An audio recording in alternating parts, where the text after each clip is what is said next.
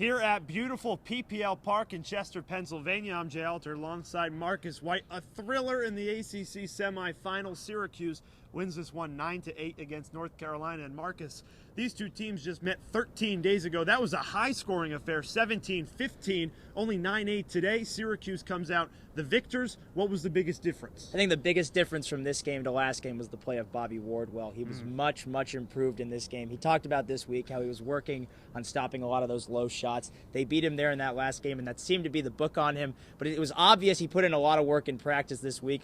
He mentioned specifically Coach Lamolinera as well as Dylan Donahue and Kevin Rice keeping him prepared. He was dropping quickly and making a lot of those saves, and he was a lot better in the clearing game too. Well, Syracuse nearly perfect on the clear, and Wardwell, the senior goalie, 14 saves, so he stood on his head today. Another senior coming up clutch for the Cuse, Kevin Rice, the game winner to make it 9-8.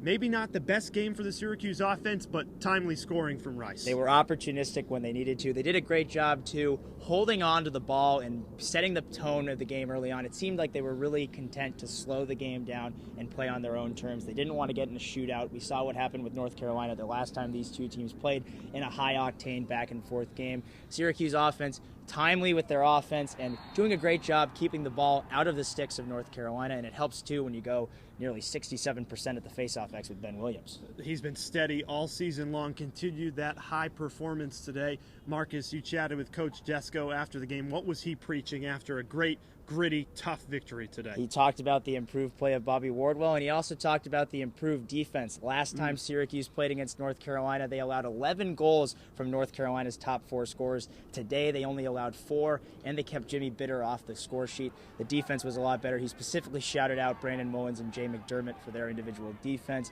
You could see the defense was playing a lot more confidently. And I think that starts in the cage with Wardwell making those saves. They don't feel like they're put out on an island a little bit when they're guarding some of these really talented players, and you saw it today. So a 9-8 victory for the Cuse to take down 2-seeded UNC. Technically an upset, but really the ACC is so tight. We saw that in the first game. Actually, 4th-seeded Duke took down top-seeded Notre Dame and the top-ranked team in the country. So that sets up a 1 o'clock matchup for Sunday, the ACC Final, a Duke-Syracuse rematch.